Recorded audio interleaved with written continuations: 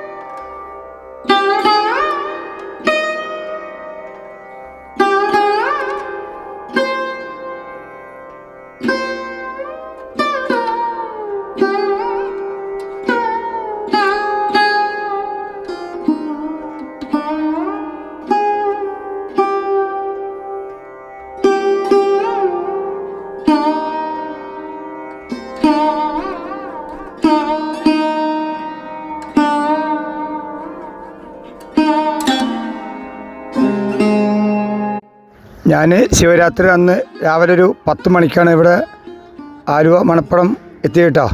മണപ്പുറത്തെ ആലുവയിലെത്തിയത് ശിവരാത്രി കാണാൻ. അപ്പോൾ അവിടെ തുഴ നിൽക്കുന്ന വരിയാണ് ഇപ്പോൾ ഈ കാണുന്നത് കേട്ടോ.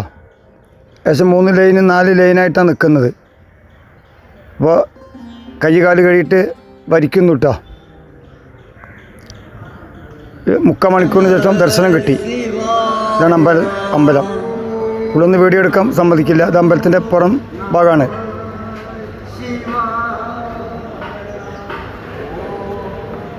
ഇവിടെ രാവിലെ അന്നദാനം ഉണ്ടായിരുന്നു കേട്ടോ. ഉപ്മാവും കടലക്കറിയും ചുക്ക് കാപ്പിയും.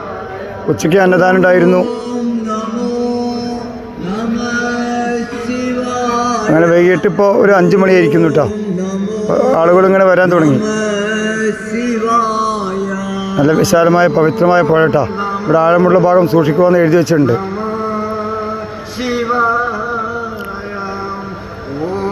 ഓരോ സ്ഥലങ്ങൾ ഇവരെ ഇങ്ങനെ കെട്ടിയുണ്ടാക്കുകയാണ് കേട്ടോ. തന്നെ തൽക്കാലികമായി കെട്ടിയുണ്ടാക്കുക. ഈ പുഴയെ കുറിച്ചിട്ടൊരു ഇവിടെ ഒരു കവിത എഴുതിയിട്ടുണ്ട് കേട്ടോ. ആ കവിതയാണ് ഇപ്പോൾ ഈ കാണുന്നത്. സർക്കാരിൻ്റെ ഒരു മുന്നറിയിപ്പായിട്ടൊരു കഥ എഴുതിയതാണ് ഒരു കവിത. സമർപ്പണം ഈ നദിയിൽ പൊളിഞ്ഞു പോയ ജീവങ്ങൾക്ക് ആത്മാക്കൾക്കുള്ള ശാന്തി കിട്ടുന്ന കാര്യത്തിലും ഇറങ്ങുന്ന കാര്യത്തിലും അശ്രദ്ധ കൊണ്ട് ഇറങ്ങരുതെന്നുള്ള ഒരു പാഠം നമുക്ക് പഠിപ്പിക്കുകയാണ്. വൈകിട്ട് ഒരു 5 മണി 6 മണി ആയപ്പോഴേക്കും ആളുകളിങ്ങനെ വന്നു തുടങ്ങിയിട്ടാണ്. കാർണിവലിൻ്റെ ഭാഗമാണ്. അവിടെ നിന്ന് പാസ് ചെയ്തെടുത്താണ്. പിന്നെ എല്ലാ സ്ഥലങ്ങളും സൗജന്യ ചുക്ക് കാപ്പികൾ വിതരണം ചെയ്യുന്നിട്ടാണ്. സേവഭാരതി ആളുകളെ ഒരുപാട് ഗുണങ്ങളാണ് അവർ ചെയ്യുന്നത്. ചുക്ക് കാപ്പിയെ എല്ലാ സ്ഥലങ്ങളും കൊടുത്തിരുന്നു. സേവഭാരതി ആൾക്കാർ തന്നെയാണ് ഭക്ഷണം കൊടുക്കുന്നത്. അന്നദാനം കൊടുക്കുന്നത് അവർ തന്നെയാണ്. രാത്രി ആയതുകൊണ്ട് നല്ല മഞ്ഞുണ്ട് കേട്ടോ. നല്ല മഞ്ഞാണ്. അപ്പോൾ ആദ്യമായിട്ടാണ് ഞാനും ആലുവ ശിവരാത്രിക്ക് പോകുന്നതും രാത്രിയിൽ ഫുള്ള് ഉറക്കളിച്ചതും നല്ല ആദ്യമായിട്ടാണ്. അത് ഈ വീഡിയോ എടുക്കുന്നതിന് വേണ്ടിയിട്ടും കൂടിയാണ് ഫുള്ള് രാത്രി ഉറക്കളിച്ചത്.